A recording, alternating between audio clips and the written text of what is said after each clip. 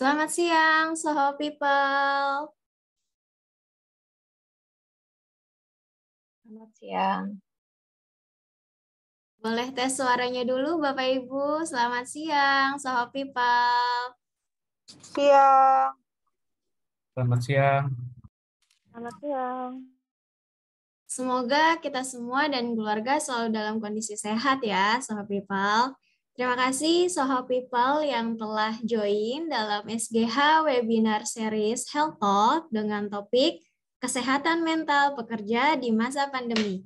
Perkenalkan, saya Dian Rahayu dari tim Organization Development yang akan membuka Health Talk siang ini. Sebelum kita memasuki sesi Health Talk, mohon Bapak Ibu dapat follow terlebih dahulu akun media sosialnya kita di LinkedIn, YouTube, dan juga Instagram. Akun ini memuat people activities dan juga informasi vakansi yang ada di SGH. Bila Bapak Ibu memiliki people activities di departemen masing-masing, silakan di-share melalui email ke recruitment@sohoglobalhealth.com. Nantinya akan kita posting di akun Instagram sohoglobalhealth.people. Selain itu, kita juga sudah memiliki HR official WhatsApp account di nomor yang tertera di layar Bapak Ibu.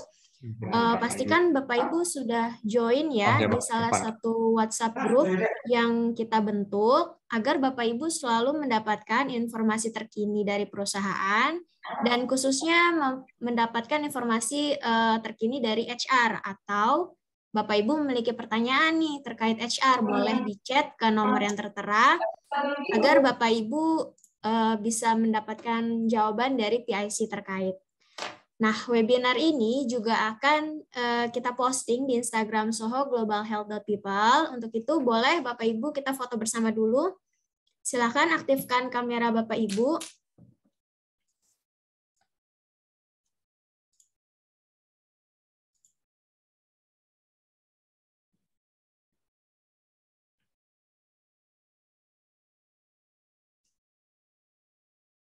Oke, saya masih tunggu Bapak Ibu lainnya yang sedang mengaktifkan kameranya.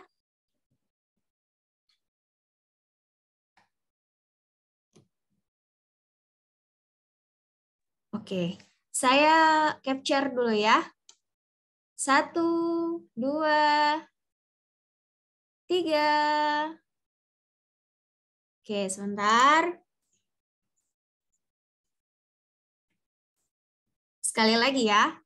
1, 2, 3. Oke, terima kasih Bapak Ibu atas kesediaannya. Nanti kita akan buatkan konten untuk webinar ini. Nanti silakan Bapak Ibu like dan komen ya di konten kami ya. Oke, selanjutnya saya ingin memperkenalkan narasumber kita pada siang hari ini yang tadi sudah saya tampilkan profilnya yaitu Dr. Erwanda Desire Budiman. Selamat siang Dr. Wanda. Selamat siang, Mbak Ayu. Terima kasih dokter. Dokter Wanda ini menempuh pendidikan dokter di Universitas Islam Negeri Syarif Hidayatullah, Jakarta tahun 2010 dan pendidikan spesialis kedokteran okupasi Universitas Indonesia tahun 2020. Saat ini dokter bersama tim Prodia OHI menyelenggarakan untuk SGH Webinar Series hari ini.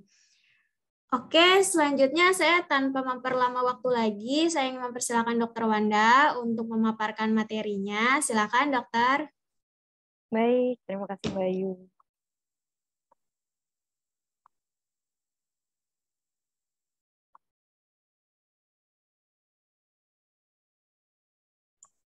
Izin untuk slide-nya sudah tampak slideshow ya? Sudah, Dok? Sudah. Baik. Assalamualaikum warahmatullahi wabarakatuh. Selamat siang, Soho People, Bapak Ibu sekalian.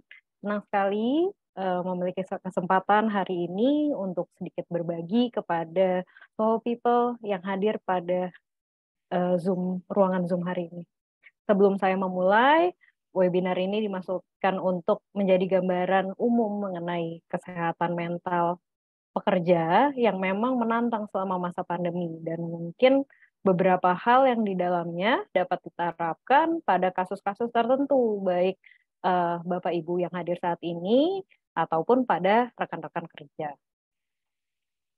Oke, mungkin Bapak Ibu pernah mendengar, membaca, ataupun menonton berita-berita seperti yang saya tunjukkan pada layar ini. Di mana masa pandemi ini pasti menjadi stresor pada kehidupan manusia, sehingga bisa menyebabkan gejala-gejala yang mungkin dirasa tidak menyenangkan. Maka dari itu kita harus kenal terlebih dahulu apa yang dialami, kemudian mengapa hal-hal itu terjadi, kemudian pada kesempatan ini saya juga akan berbagi sedikit tips-tips untuk menghadapinya. Sebagai disclaimer terlebih dahulu, di awal tentunya saya tidak dapat berbagi untuk bagaimana mengobati stres secara mendalam dan keseluruhan, karena hal ini membutuhkan bantuan oleh profesional dan tidak dapat dilakukan sendiri pada keadaan yang berat. Oke, mari kita mulai ya, So People. Jadi untuk stres psikososial selama pandemi, apa sih sebenarnya yang bisa menyebabkan stres psikososial pada pekerja selama pandemi COVID-19 ini? Yang pertama pasti masalah pandeminya itu sendiri. Dari masalah kesehatan, jadi ketakutan akan tertular sebuah penyakit. Kemudian kematian yang terus ada, di mana memang terjadinya penyakit di tubuh kita, pasti mungkin ada kemungkinan untuk ke arah kematian, walaupun alhamdulillahnya untuk saat ini kita dengar mungkin prevalensi kematiannya terus-menerus menurun seperti itu. Kemudian gejala-gejala penyakitnya juga semakin ringan, tetapi kekhawatiran pasti selalu ada. Kemudian yang kedua adalah infodemi, di mana infodemi ini juga bisa menyebabkan adanya stres psikososial karena dia berisi berita berbahaya atau malah mengancam yang bisa dibaca, tonton, dengar, ataupun disaksikan oleh Bapak Ibu yang seringkali secara berlebihan karena memang setiap hari berita itu terus kemudian diulang-ulang terus. Jadi hal tersebut menjadi ketakutan tersendiri dan menjadi stres psikososial sendiri. Kemudian selanjutnya adalah perubahan pola hidup. Misalnya adanya kebijakan WFH, WFO pada pekerjaan, kemudian juga misalnya saat isolasi memberikan jarak dengan orang-orang yang biasa kita jumpai, misalnya keluarga atau teman-teman, rekan kerja seperti itu. Kemudian yang terakhir adalah keluarga. Jadi walaupun dari tempat kerja kita juga punya stres psikososial, keluarga juga kita punya misalnya perubahan situasi. Jadi ada masalah-masalah psikologis dalam diri, kemudian ketidakstabilan ekonomi. Ada juga misalnya perubahan pola kehidupan dari orang-orang rumah, misalnya sekolahnya jadi SFH atau misalnya mungkin anak-anak kadang masuk kadang enggak seperti itu, dan juga pekerjaan. Masalah-masalah yang tadi saya sempat sebutkan bisa menjadi stres psikososial yang harus kita tahu. Hal ini merupakan hal yang wajar. It's okay not to be okay. Jadi rasa-rasa seperti cemas, khawatir, marah, bingung, sedih lainnya itu wajar banget saat menghadapi masalah. Jadi yang harus kita lakukan adalah menerimanya. Yang penting adalah tidak berlebihan dan juga tidak berkepanjangan. Oke, setelah kita tahu nih, kira-kira apa sih yang menyebabkan stresornya apa? Kita harus tahu sendiri, tahu secara mendasar lagi arti dari kesehatan mental. Jadi kesehatan mental dari WHO adalah kesehatan mental yang baik, merupakan sebuah kondisi batin kita berada dalam keadaan tentram dan tenang, sehingga memungkinkan kita menikmati kehidupan sehari-hari dan menghargai orang lain di sekitar. Kemudian ada satu lagi definisi kesehatan mental dari Kementerian Kesehatan Republik Indonesia, di mana keadaan di mana individu menyadari kemampuannya sendiri, dapat mengatasi tekanan hidup yang secara normal, dapat bekerja secara produktif, bermanfaat, dan mampu memberikan kontribusi kepada komunitasnya. Jadi kesehatan mental bukan cuma untuk kita sendiri, tetapi juga lingkungan di sekitar kita. Nah, masalahnya kesehatan mental ini bukan hanya masalah perorangan yang seperti tadi sudah dikatakan, dia juga merupakan sebuah masalah di komunitas, termasuk komunitas pekerja. Bahkan dari prevalensi yang saya tampilkan pada slide ini, masalah kesehatan mental merupakan masalah di dunia. Di sini kita bisa lihat, kalau misalnya di Indonesia, warnanya kuning.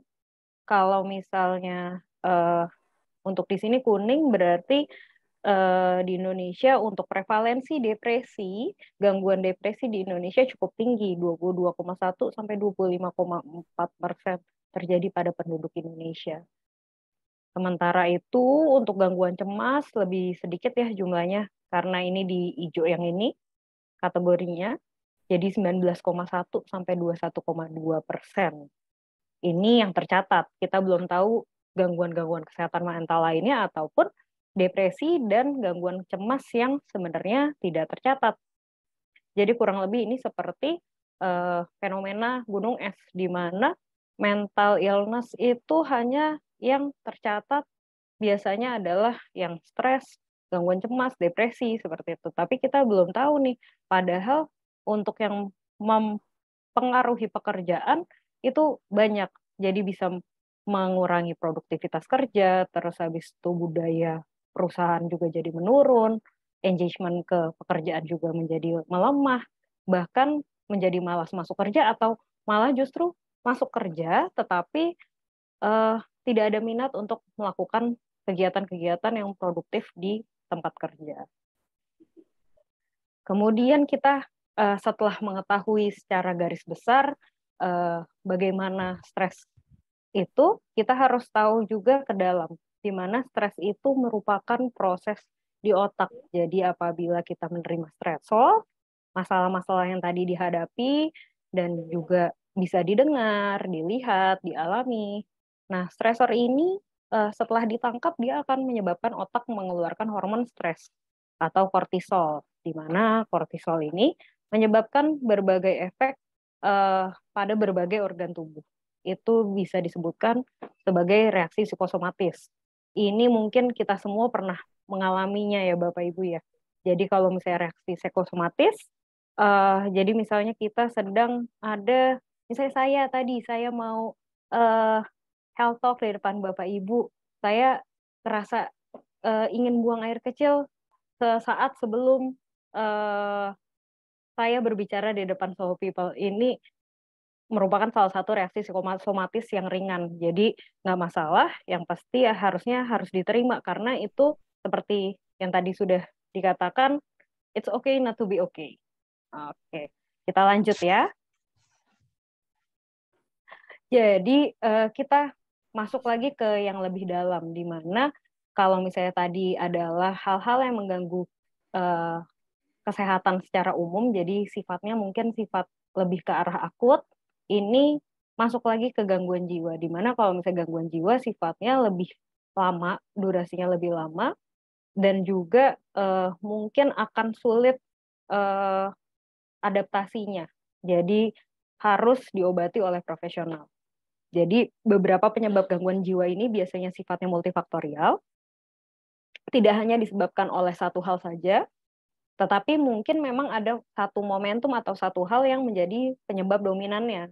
Jadi untuk penyebab gangguan jiwa sendiri bisa dikelompokkan menjadi 3. Yang pertama biologi, antara lain misalnya genetik, trauma kepala, infeksi, penggunaan narkoba, ketidakseimbangan neurotransmitter otak. Kemudian yang kedua adalah masalah psikologis, jadi bisa terjadi adanya pengalaman psikologis yang traumatis, misalnya harapan yang tidak tercapai, kekecewaan, kehilangan, misalnya kehilangan kerabat dekat, keluarga, dan lain sebagainya. Kemudian relasi yang tidak baik dengan sekitar.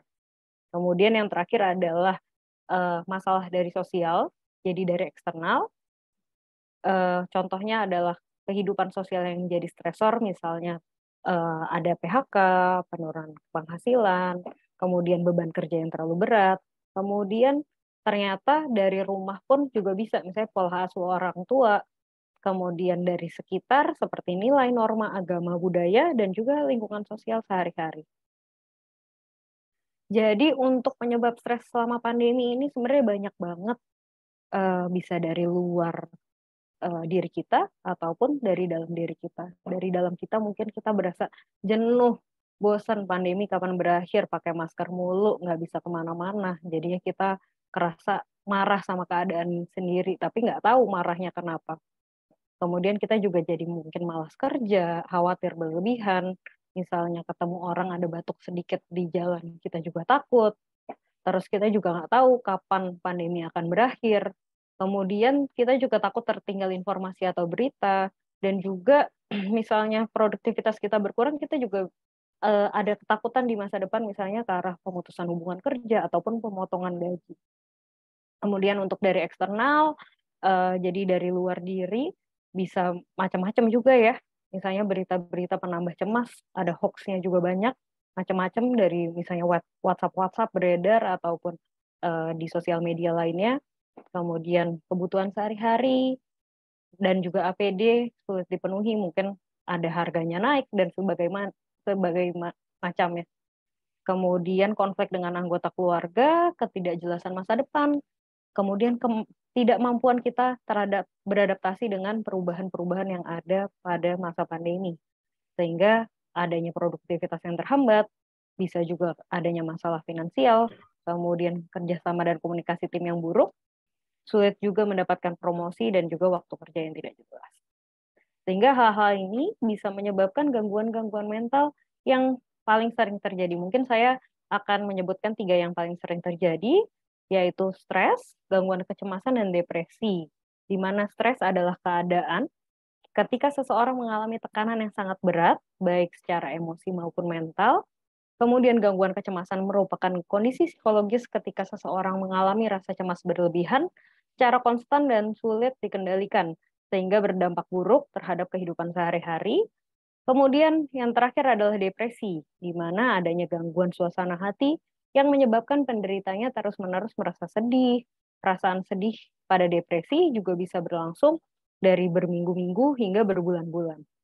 Saya akan menjelaskan masing-masing gejala-gejalanya sebagai pemaparan awal aja. Jadi sebagai deteksi dini, kalau misalnya memang kira-kira kita kok ada perasaan sedih, sedihnya berkepanjangan, ini adalah tanda-tanda yang bisa saya sampaikan. Yang pertama adalah gejala stres. Gejala stres di sini yang saya masukkan ada 6. Yang pertama adalah menjadi penyendiri dan enggan berinteraksi dengan orang lain. Jadi misalnya, biasanya kita suka nih untuk bergabung dalam kelompok sosial ini, tetapi lama-lama karena stres yang kita alami, kita menjadi menarik diri. Kemudian ada menjadi perokok, ataupun orang yang sudah merokok, kemudian dia merokok secara berlebihan, itu juga termasuk dari gejala stres. Kemudian enggan makan, atau justru kebalikannya, makan secara berlebihan, kemudian mengkonsumsi minuman alkohol, penyalahan obat-obatan narkotika, atau secara sederhana malah seperti marah-marah atau marah-marah yang sulit dikendalikan. Kemudian yang kedua adalah gangguan kecemasan. Gejala-gejalanya ada beberapa juga, di mana terdapat sulit merasa rileks dari waktu ke waktu, kurangnya rasa percaya diri, mudah marah, sulit berkonsentrasi, mudah stres, dan juga menjadi penyendiri. Kemudian yang terakhir, gejala depresi, yaitu kehilangan ketertarikan atau motivasi untuk melakukan sesuatu, terus-menerus merasa sedih, bahkan terus-menerus merasa ingin menangis, atau malah justru memang menangis berlebihan, merasa sangat bersalah dan khawatir berlebihan, hilang rasa percaya diri, sulit membuat keputusan, mudah tersinggung, acuh terhadap orang lain, dan memiliki pikiran untuk menyakiti diri sendiri atau membunuh diri. Jadi pertanyaan saya setelah saya memaparkan beberapa gejala dari 3 slide terakhir ini, apakah Bapak Ibu atau rekan-rekan pernah merasa hal tersebut terjadi? Jadi kalau misalnya memang iya kok saya kayaknya mengalami gejala ini gitu. Jadi pertanyaannya apa sih yang harus dilakukan bila merasa memiliki gangguan mental? Yang pasti pesan saya adalah do not self-diagnose. Jadi tidak boleh mendiagnosis diri sendiri. Jadi walaupun mirip banget sama tadi depresi gitu. Kayaknya saya depresi nih, saya nangis terus dalam minggu ini. Jangan self-diagnose kalau misalnya Soho people mengalami depresi. Karena self-diagnosing dapat menyebabkan gangguan menjadi tampak tidak penting atau justru memperbesar masalah. Jadi misalnya karena kita merasa diri kita depresi, jadinya kita semakin larut dalam kesedihan atau malah semakin menjadi penyakit tersebut yang harusnya diobati malah jadi tidak terobati karena kita sudah di self-diagnose sendiri. Sehingga yang harus dilakukan pertama adalah konsultasi kepada dokter terlebih dahulu. Dokter dapat merujuk baik ke dokter spesialis kesehatan jiwa ataupun psikolog. Jadi tenang saja. Kenapa? Karena walaupun misalnya Soho People merasa takut misalnya, kalau misalnya ke dokter nanti dibilang jadi kayak orang gila gitu. Enggak, karena anamnesis, pemeriksaan fisik, dan pemeriksaan penunjang akan dilakukan secara menyeluruh. Kalau misalnya memang tidak termasuk dalam diagnosis, pasti nggak akan didiagnosis gitu. Nah, kemudian kalau misalnya kita sekarang karena zamannya digital, mungkin ada kuesioner-kuesioner screening kesehatan jiwa yang ada gratis online. Mungkin pas dicoba, kok skornya tinggi banget nih. Nah, tetap mengkonsultasikan diri ke dokter kalau misalnya hasil dari kuesioner screening online itu cukup tinggi. Oke, setelah tahu kita harus berbuat apa kalau misalnya memiliki gejala-gejala tersebut, kita harus juga tahu dampaknya. Jadi kita mencegah dampak-dampak gangguan kesehatan mental ini, karena dampak gangguan kesehatan mental ini pada pekerja sangat mengganggu aktivitas sehari-hari. Jadi untuk mencegahnya kita harus yang tadi saya katakan, harus aware tapi tidak boleh berlebihan. Jadi dampak gangguannya antara lain gangguan tidur, lelah, sakit kepala, badan gemetar, kemudian pada wanita juga bisa terjadi gangguan siklus menstruasi, misalnya menstruasinya tadi teratur, terus habis itu menjadi tidak teratur, kemudian ada juga sakit perut, nyeri dada, berkeringat secara berlebihan, bisa juga adanya libido turun, sembelit, nyeri tegang otot, kesemutan, hipertensi, peningkatan gula darah, dan gangguan jantung. Ini semua memang keluhan-keluhan fisik, keluhan kesehatan yang fisik banget, tapi hal ini bisa disebabkan oleh gangguan kesehatan mental.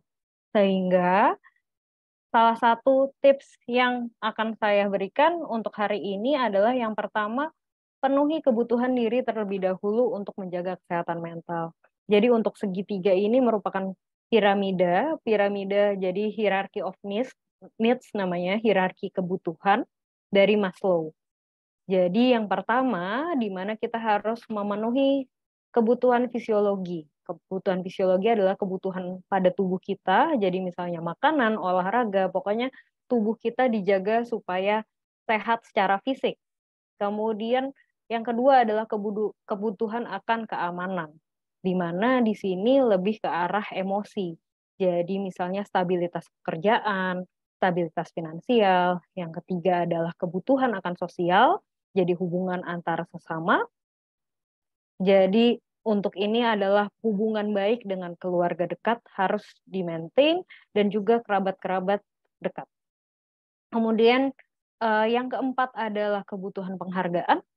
Jadi kalau misalnya untuk ini pada tiga lokasi, jadi misalnya pekerjaan, pikiran, dan spiritual, di mana kita harus menjaga produktivitas kita, kemudian produktivitas pada kerja, jadi penghargaan pada pekerjaan, kemudian secara spiritual ini juga akan memotivasi dalam diri kita, jadi penggalangan sama arah hidup juga termasuk dalam esteem needs ini. Kemudian kejelasan masa depan juga perlu untuk kebutuhan dari penghargaan ini. Kemudian setelah 4 ini dipenuhi, baru kita bisa memenuhi aktualisasi diri, di mana kita dapat mencapai diri yang sepenuhnya, termasuk seluruh aktivitas dan kreativitas yang ingin kita lakukan, seperti itu. Dengan adanya kebutuhan diri yang terpenuhi ini, maka makna hidup jadi tetap ada, motivasi Soho People bisa selalu berkembang dan dapat mencegah gangguan mental. Sehingga dengan adanya ini, yang harus saya katakan adalah self-care itu penting. Jadi yang pertama, pastikan diet tiap hari cukup. Maksudnya adalah pola makan. Pola makannya baik, tidurnya cukup. Kemudian tetap harus aktif berolahraga.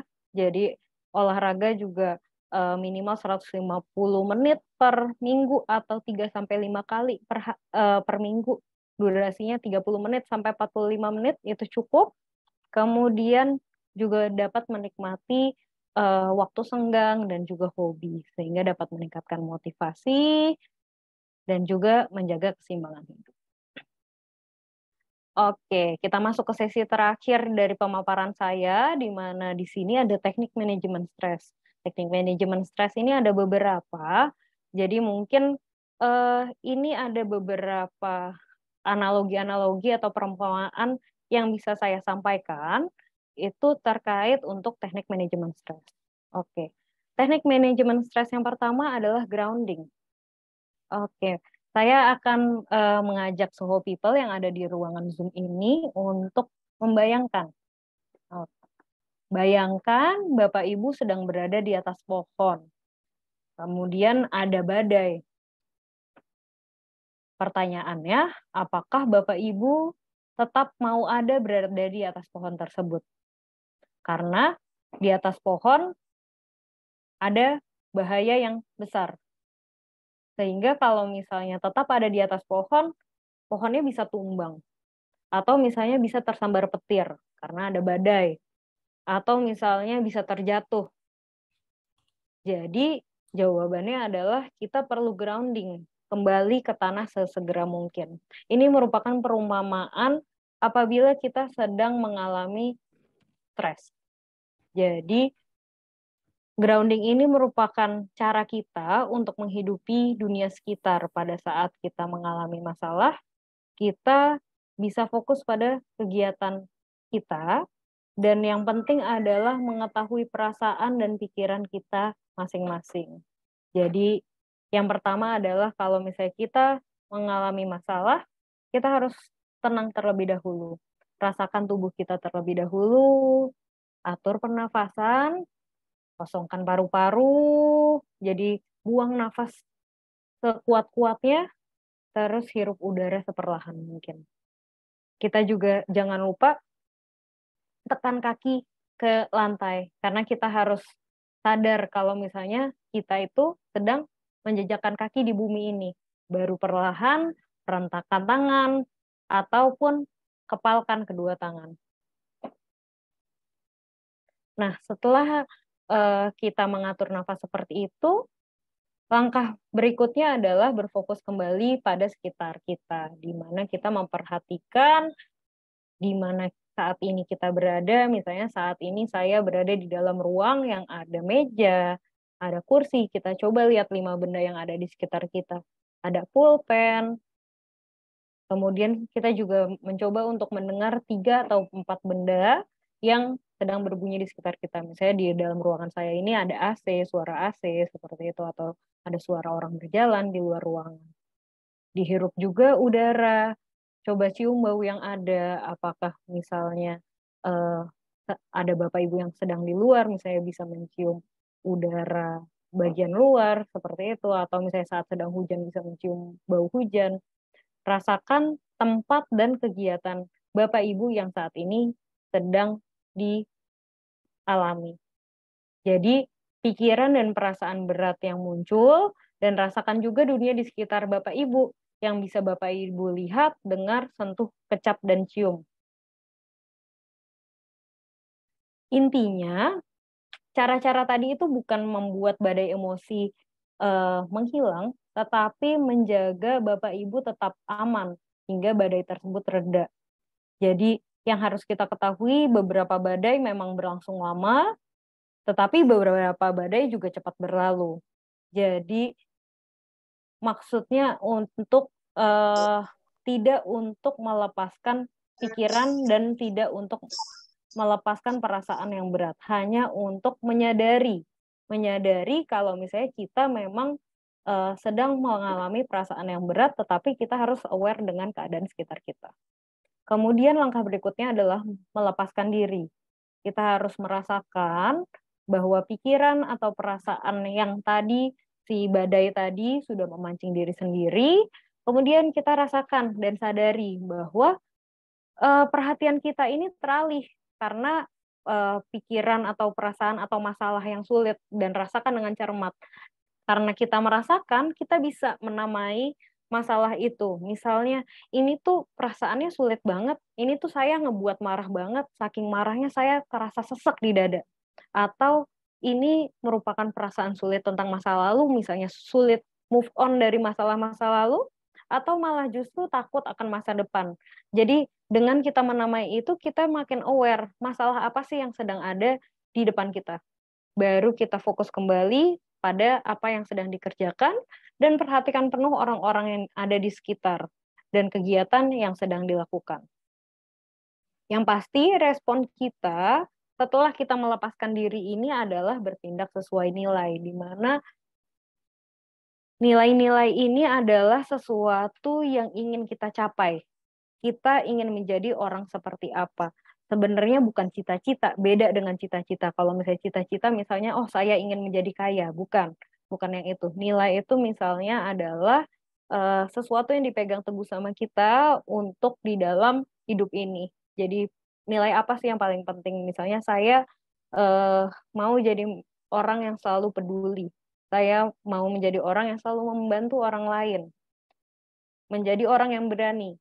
Menjadi orang yang kerja keras ataupun menjadi orang yang sabar. Jadi nilai-nilai itulah yang kita pegang teguh. Jadi setelah kita merasakan dan melepaskan emosi atau masalah yang sedang kita hadapi, kita kembali untuk bertindak sesuai nilai yang kita pegang teguh. Memang setiap ada masalah, kita mungkin menghadapi masalah yang sulit, kita mungkin melakukan 3 hal. Yang pertama, ini kemungkinannya ya. Misalnya ada soul people mengalami masalah yang sulit, kemudian apa yang harus kita lakukan? Mungkin ada satu, baik kita menghindar deh, pergi, lari kalau misalnya menghadapin masalah. Kemudian yang kedua, mungkin kita menyerah aja. Jadi harusnya saya berbuat peduli, tapi bagus nggak peduli deh gitu. Atau yang ketiga, terima rasa sakit yang didapat. Jadi memang rasa sakit tersebut tidak dapat diubah, tetapi kita tetap menjalankan nilai. Mungkin memang agak susah untuk selalu memilih nomor 3, tetapi kita harus bisa memilah mana permasalahan yang bisa kita tinggalkan atau memilih mana masalah yang sebenarnya harus kita terima secara perlahan dan kita dapat menjalankan nilai-nilai kehidupan kita. Kemudian selanjutnya adalah melanjutkan untuk berbuat baik. Jadi yang harus diingat adalah semua kebaikan itu 2 arah, sama kayak nilai.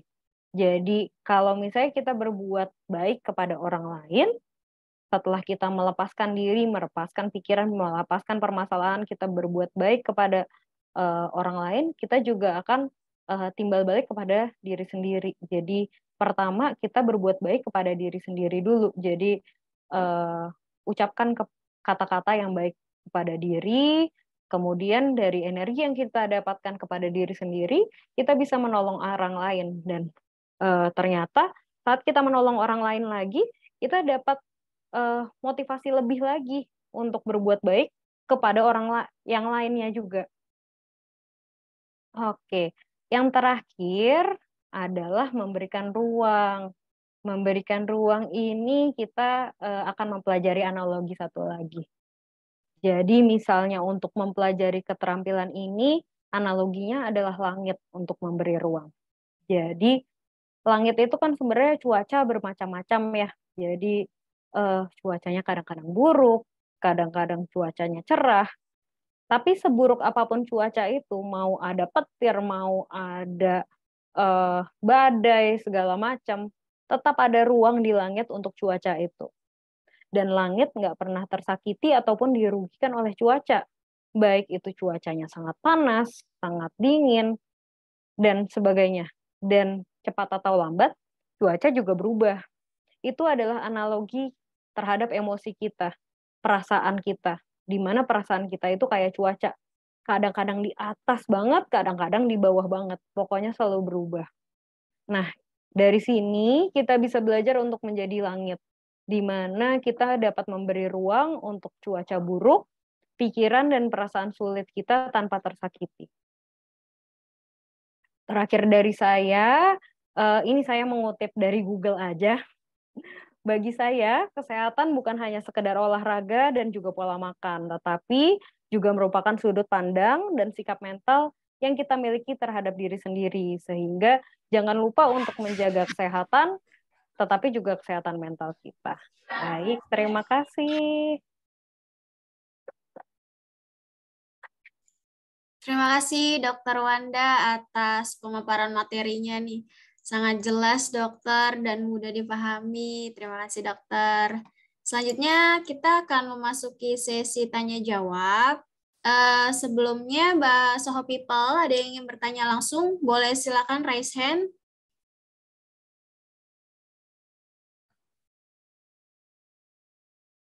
Atau kita bahas yang ada di kolom chat dulu ya dok ya.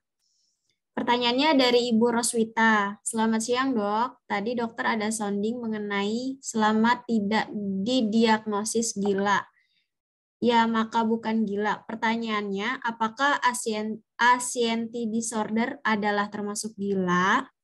Diagnosa apa saja yang berhubungan dengan kesehatan mental? Karena seperti yang kita ketahui, setiap orang ke psikolog atau ke psikiater, bukan nggak mungkin sekeliling kita bisa mencap adanya gangguan jiwa. Terima kasih, dokter. Oke, baik. Terima kasih Ibu Roswita.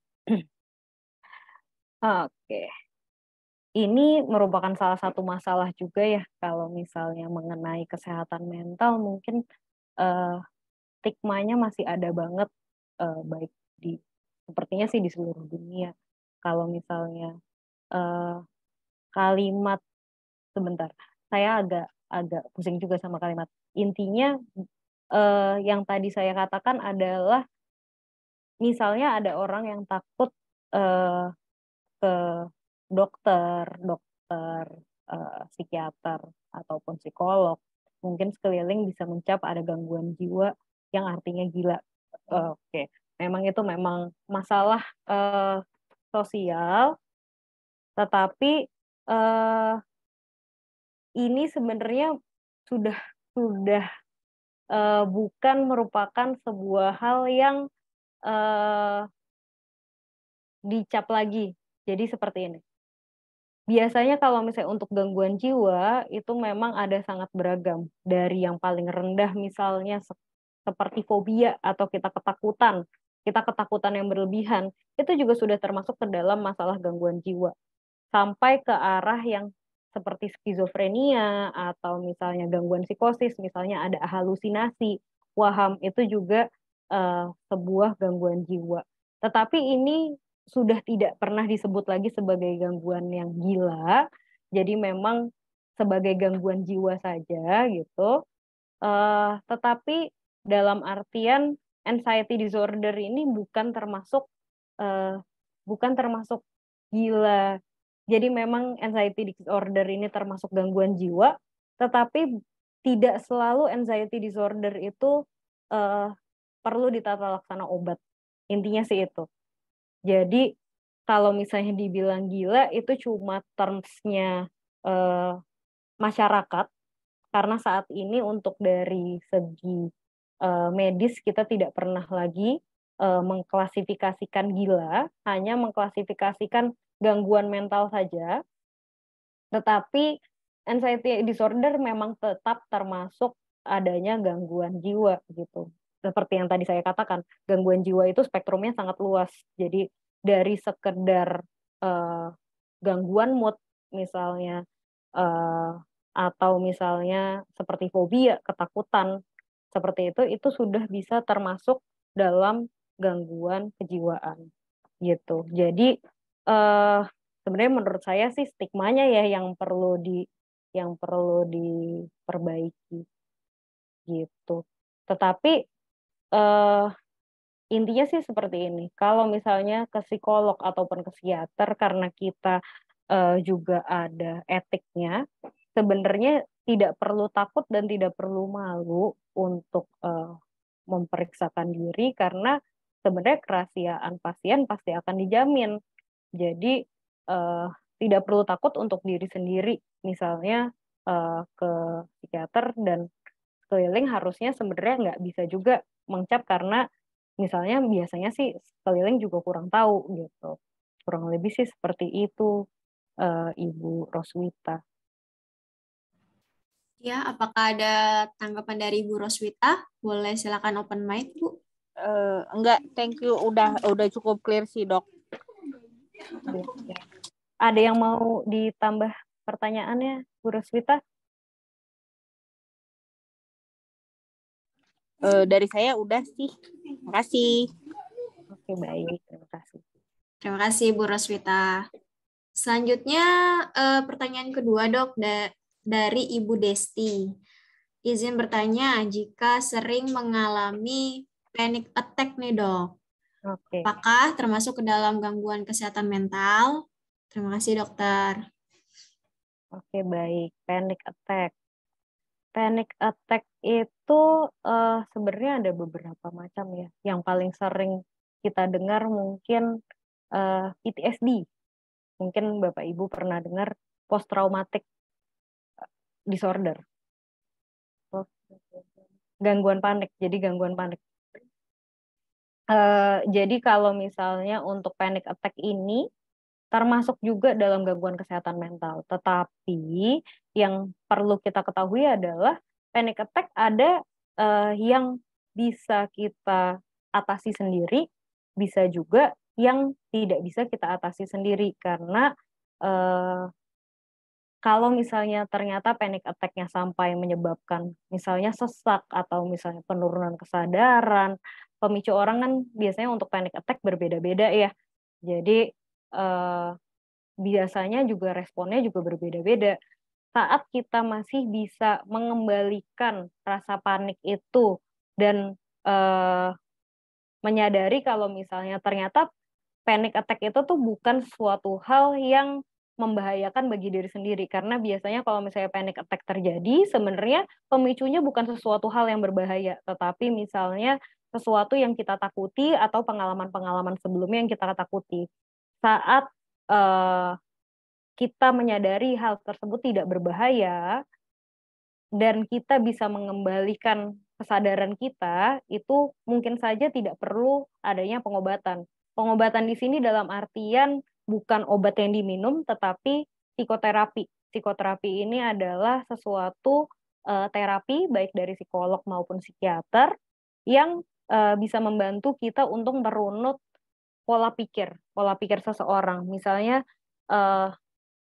panic attack itu ada gejalanya gejala yang spesifik. Misalnya satu orang ini akan merasakan panic attack ketika dia melihat sesuatu yang mengingatkannya pada masa lalunya, misalnya seperti itu.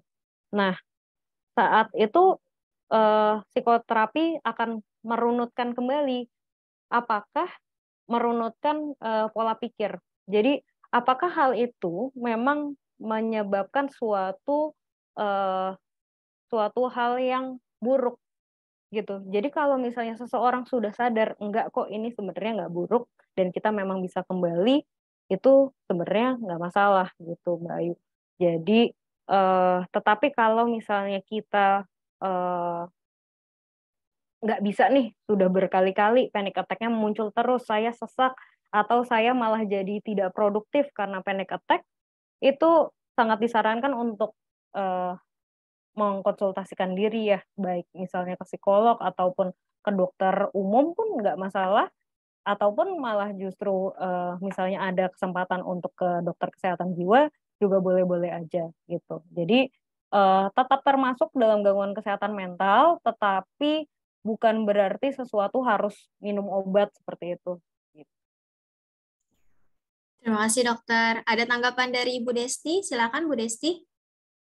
Sudah cukup, Mbak. Terima kasih, Dok. Dok, tadi kan dokter sebutkan ya, jika panic attack itu bisa dikendalikan atau bisa diatasi nih, Dok.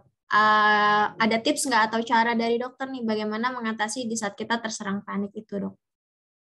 Oke. Intinya sih kalau misalnya kita terserang panik itu biasanya sangat sulit dikendalikan. Itu yang pasti gitu. Jadi kalau misalnya untuk orang kantor mungkin bisa juga sistemnya justru bukan dari dalam diri sendiri karena memang itu susah. Jadi sistemnya pakai body system. Misalnya orang yang diketahui mengalami panic attack, sering mengalami panic attack, tidak boleh sendirian gitu. Jadi dia ditemani oleh orang lain, jadi misalnya rekan kerjanya, jadi misalnya untuk bepergian sendirian sebaiknya tidak gitu. Jadi pengendalian yang nggak harus dalam diri sendiri, karena kalau misalnya pengendalian diri sendiri itu mungkin susah, butuh waktu yang lama, dan juga butuh bantuan dari profesional. Tetapi yang di tempat kerja perlu bisa dilakukan adalah misalnya tadi bantuan dari teman. Terima kasih dokter atas tipsnya. Kita lanjut ke pertanyaan selanjutnya dari Ibu Dian. Selamat siang dok, saya ingin bertanya, jika kita sudah mendapatkan diagnosis dari psikolog atau psikiater, bagaimana cara kita menyampaikan kepada orang di sekitar kita yang masih menganggap gangguan mental itu tidak ada atau tidak penting? Sementara untuk pemulihan mental yang dibutuhkan adalah dukungan dari orang sekitar kita nih dok. Tapi kebanyakan hanya menyarankan banyak beribadah atau banyak berdoa atau jangan banyak pikiran. Apakah ada saran dok dari dokter terkait hal tersebut? Terima kasih dok. Oke, pertanyaannya bagus nih kalau. Oke, jadi gini, memang pada dasarnya kalau misalnya seseorang dengan permasalahan mental, kita pada dasarnya akan ingin mendapatkan support system dari minimal dari circle terdekat kita ya, gitu. Jadi kita harus sebagai penderita kita harus paham sama aware dulu nih sama kesehatan mental yang kita hadapin. Jadi memang tantangan sendiri sih, karena untuk era ini harus mawas diri kita semua dan paham kalau misalnya orang yang mengalami gangguan kesehatan mental dan juga pengetahuannya juga belum merata. Jadi kita juga tahu memang ada orang yang menyepelekan, ada orang yang malah mencemooh, terlebih lagi orang-orang yang mungkin generasinya di atas kita gitu. Kalau misalnya generasi di atas kita kadang-kadang menilai kesehatan mental untuk saat ini apa iya sih segitunya gitu. Kadang-kadang apa iya sih yang sekecil itu bisa membuat stres. Kadang-kadang mereka nggak paham, circle terdekat kita kadang-kadang nggak paham.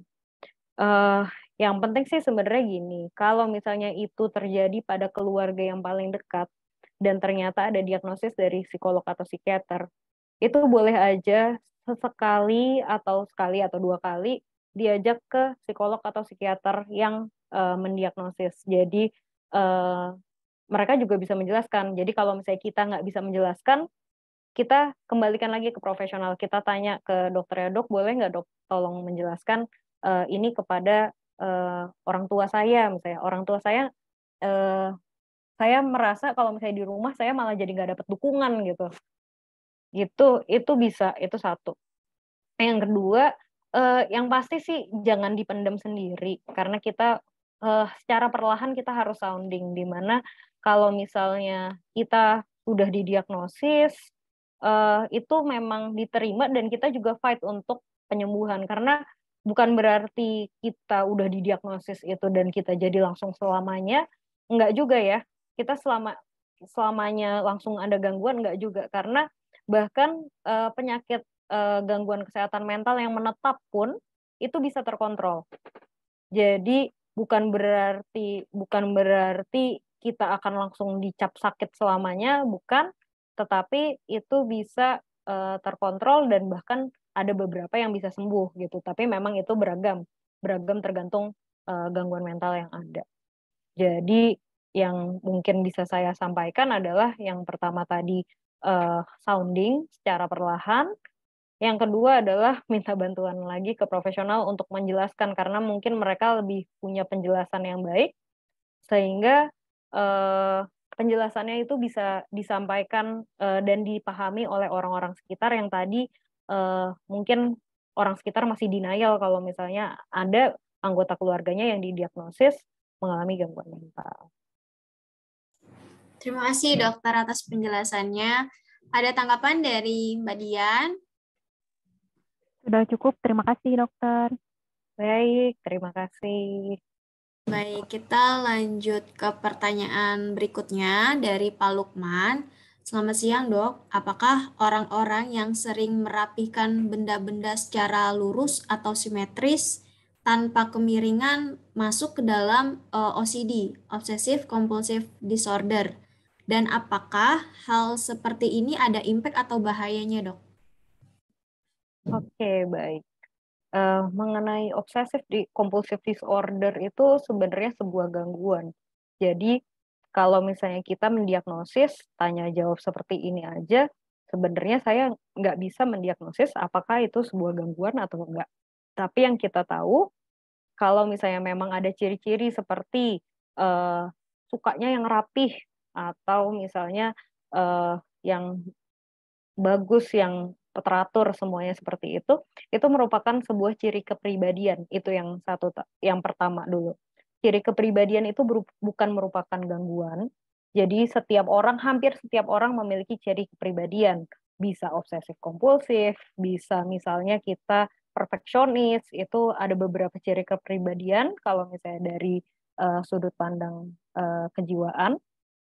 Tapi ciri kepribadian ini merupakan hal yang memang menetap dari kita, bisa dari genetik, bisa juga dari pola tumbuh kembang, yang mana ini tidak selalu berbahaya dan juga bukan selalu menyebabkan gangguan. Yang terjadi kalau misalnya ini merupakan gangguan adalah kalau misalnya ini sudah mengganggu diri sendiri atau mengganggu orang. Misalnya, kalau misalnya kita suka cuci tangan, kadang-kadang gangguan obsesif kompulsif misalnya suka cuci tangan, tapi saking suka cuci tangannya sampai tangannya lecet-lecet, tapi dia nggak berhenti gitu. Jadi tetap dia takut cuci tangan ini, kalau saya nggak cuci tangan saya merasa kotor banget gitu, padahal tangannya udah lecet gitu. Yang seperti ini yang mengganggu diri sendiri, karena kan berarti sesuatu hal yang kita pahami ini mengganggu kehidupan kita. Saat kita mengganggu kehidupan kita karena ciri kepribadian kita, barulah kita mencari dari bantuan profesional. Kalau misalnya ternyata sering merapikan benda-benda secara lurus, simetris, suka kecantikan, keindahan, itu kan sebenarnya hal yang bagus ya mungkin Pak Lukman ya. Jadi kalau misalnya memang tidak ada orang yang terganggu atau misalnya tidak ada kehidupan dari kita yang terganggu, itu sebenarnya boleh-boleh aja, bahkan boleh-boleh aja untuk dipelihara. Atau misalnya justru Pak Lukman malah untuk pekerjaannya justru dibutuhkan sesuatu yang sangat rapih, itu justru malah menunjang pekerjaan gitu. Jadi nggak masalah banget. Kecuali memang mengganggu pekerjaan gitu atau mengganggu kehidupan sehari-hari, misalnya yang tadi saya katakan, misalnya sudah ada impact ke diri sendiri karena hal tersebut, jadinya nggak bisa nih kayaknya kalau misalnya begini terus saya akan nggak mau kemana-mana karena yang lain jalannya belok-belok, saya maunya jalan lurus, jadi saya nggak kemana-mana. Nah itu kan mengganggu ya gitu. Jadi mungkin mostly ciri kepribadian tidak berbahaya, tetapi kalau misalnya ada gangguan itu baru berbahaya. Ya, terima kasih dokter tanggapannya. Ada tambahan dari Pak Lukman?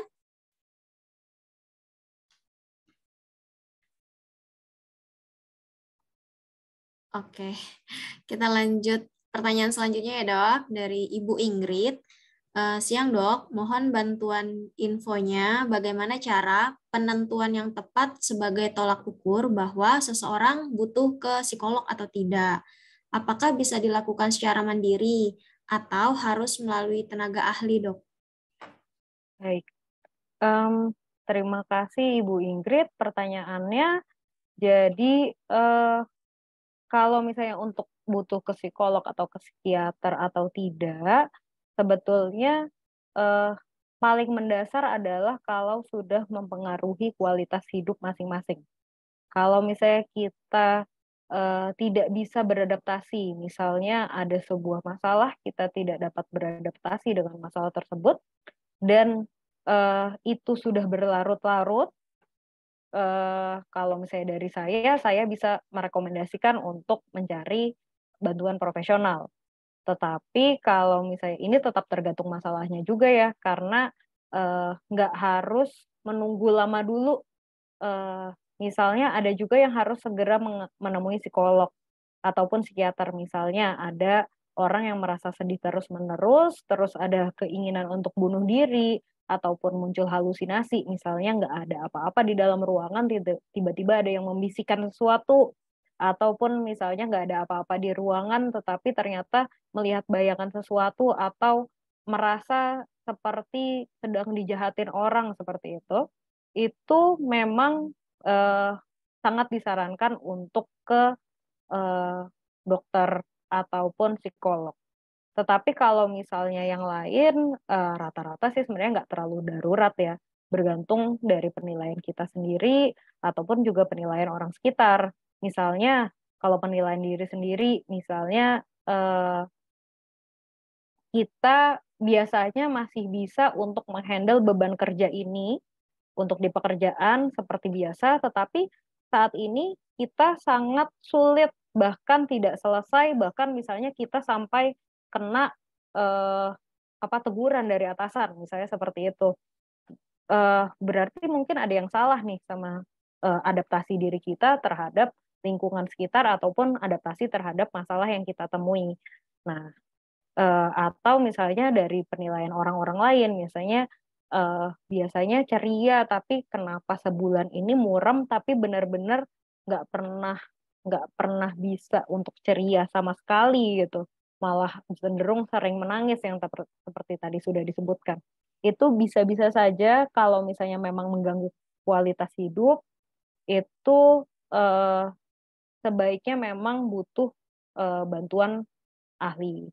Tetapi kalau misalnya beberapa teknik yang tadi saya sampaikan, misalnya sudah bisa grounding, bisa acceptance, terus habis itu bisa kembali ke nilai-nilai diri, kemudian bisa kembali untuk berbuat baik kepada orang, tetapi tidak melupakan masalah yang kita punya, itu bisa saja kita lakukan secara mandiri. Jadi adaptasinya berarti baik gitu ya.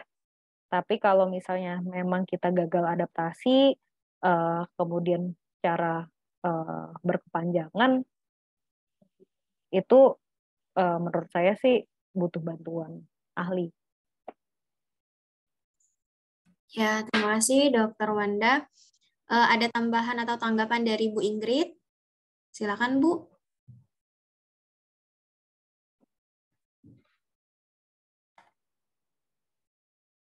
Oke, baik. Kita lanjut ke pertanyaan berikutnya ya Dok, dari Ibu Erni, Banjarmasin. Apakah marah-marah berlebihan terhadap anak termasuk dengan gangguan mental, Dok? Oke, baik. Terima kasih Ibu. Mungkin ini punya anak yang lagi lucu-lucunya ya, kelakuannya mungkin aneh-aneh, jadi sering marah gitu. Oke, relate banget. Saya juga relate banget. Kayaknya semua ibu-ibu rasanya sering ngomel aja ya kalau misalnya di rumah gitu kan. Oke, jadi sih sebenarnya marah-marah berlebihan itu, kata berlebihan tuh sebenarnya satu, itu subjektif ya. Maksudnya adalah marah yang sebesar apa sih gitu. Kadang-kadang soalnya ini juga masalah personal. Jadi bukan berarti itu sebuah gangguan mental yang bukan pasti itu merupakan sebuah gangguan mental, karena kadang-kadang kayak gini. Misalnya kita punya masalahnya masalah di luar, tetapi kita belum menyelesaikan masalah yang ada di luar tersebut, tapi kita malah memendam dalam diri. Karena misalnya kita marahnya sebenarnya ke atasan. Nggak mungkin kan kita marahin atasan, misalnya kayak gitu. Nah, kita bawa nyampe ke rumah. Anaknya sebenarnya masih nggak mau makan aja atau nggak mau mandi aja gitu. Misalnya sesuatu hal yang sebenarnya nggak terlalu sebuah hal yang harus dimarahin, cuma karena kita sudah ada perasaan marah, udah ada badai di dalam diri, jadi pemicu marahnya jadinya meledak di rumah. Itu salah satu contoh. Tapi intinya sih sebenarnya ini personal banget, jadi bisa juga itu bukan sebuah masalah, atau misalnya masalahnya di luar tetapi dibawa ke rumah. Tapi yang perlu diwaspadai, dia juga bisa merupakan gangguan mental yang perlu dibantu. Misalnya dia ada gangguan mood, misalnya anger issues, ataupun misalnya memang ada gangguan kepribadian borderline, jadi gangguan kepribadian ambang. Jadi spektrum marahnya sih sebenarnya agak tetap beda-beda ya. Jadi kalau misalnya sifatnya ini akut, misalnya kok kayaknya minggu ini baru 3 hari ini rasanya tuh marah-marah mulu. Ya mungkin lagi proses adaptasi terhadap suatu hal, atau misalnya lagi ada masalah terhadap satu hal, itu yang harus kita pahami dan kita pantau terlebih dahulu. Jadi jangan keburu-buru, aduh kayaknya kita perlu bantuan nih gitu. Tapi kalau misalnya ternyata memang gangguan marah ini sampai menyebabkan suatu hal yang dirasakan merugikan, misalnya mohon maaf, misalnya sampai main tangan, atau misalnya jadi misalnya malah jadi nyubit anak terus, atau apa namanya, kadang-kadang kan misalnya mukul tangan anak atau apa yang seperti itu, jadi misalnya berlebihan, mungkin dicoba kendalikan diri dulu gitu. Dicoba kendalikan diri terlebih dahulu, bisa menerapkan tips-tips yang tadi saya lakukan, atau misalnya kalau misalnya ke arah anak sih bisa misalnya tenangkan diri dulu. Jadi misalnya marahnya nggak ke anak tapi curhat dulu ke suami gitu. Jadi jangan buru-buru, oh kok saya marah-marah terus 3 hari, jangan-jangan saya gangguan nih, kata dokter Wanda kemarin kalau misalnya marah-marah terus susah dikendalikan berarti gangguan mental. Enggak kayak gitu juga. Jadi kalau misalnya memang itu terus-menerus ada gangguan kualitas hidup, balik lagi ya, misalnya gangguan kualitas hidup, baru deh kita habis itu cari untuk bantuan profesional. Tapi kalau misalnya untuk yang masih baru, sepertinya masih bisa kita tanggulangi. Yang penting adalah adaptasi, tapi juga jangan denial gitu. Jangan denial sama perasaan diri kita sendiri. Marah, boleh marah. Memang manusia boleh marah. Tetapi respon dari marah itu nggak boleh berlebihan. Terima kasih. Terima kasih dokter. Jadi kita misalnya di luar lagi ada mendapatkan kejadian yang nggak enak gitu ya dok. Jadi kita tenangin dulu diri kita sebelum kita ke rumah gitu ya dok ya. Iya, Atau bisa misalnya healing dulu. iya, atau lagi periode ya dok ya. Biasanya kalau lagi periode kan meledak-ledak gitu ya dok. Oh, Jadi iya. orang sekitar yang kena gitu ya. Terima kasih Bu Erni atas pertanyaannya. Adalah Soho People yang ingin bertanya langsung ke Dokter Wanda, boleh silakan raise hand. Saya mau nanya nih dok, misalnya nih dok, seperti yang tadi ya panic attack itu dan sudah mempengaruhi ke kesehatan fisik, misalnya asam lambung jadi naik, itu bagaimana cara penanganannya dok? Apakah kita harus ke dokter psikolog atau psikiater, atau kita obatin dulu nih dok sakit fisiknya dok? Oke. Kalau misalnya dari sudut pandang saya sih sebenarnya gejala sakit fisik kan sebenarnya pasti nggak enak. Yang pasti sih kita untuk menyamankan diri kita kasih pengobatan terhadap gejala dulu. Kalau misalnya gejalanya adalah gejala misalnya sakit lambung, ataupun misalnya malah diare, kadang-kadang ada juga tuh yang malah jadi diare gitu. Tetapi diarenya berkepanjangan, misalnya 1 hari itu malah jadi diare beneran. Silakan aja untuk mengkonsumsi obat yang memang dijual bebas, biasanya obat-obatan berlogo biru ataupun hijau itu boleh-boleh aja. Jadi misalnya bahkan sekarang minimarket udah banyak juga ya jual obat-obatan berlogo biru sama hijau, itu boleh, karena itu juga meringankan beban, karena itu jadi lingkaran setan sendiri tuh. Jadi misalnya kita ada stres, terus kita naikin asam lambung, karena kita asam lambung jadi nggak nyaman, makin stres gitu. Oke, jadi boleh banget untuk itu, karena kan kadang-kadang stres yang kayak gitu kita udah biasa, kita juga ternyata nggak apa ya, stresnya cuma stres akut gitu. Jadi bukan sesuatu hal yang kita butuh pengobatan lebih lanjut, atau misalnya ini adaptasinya ternyata nggak sesusah itu gitu. Tetapi memang kita ada efek psikosomatisnya tadi.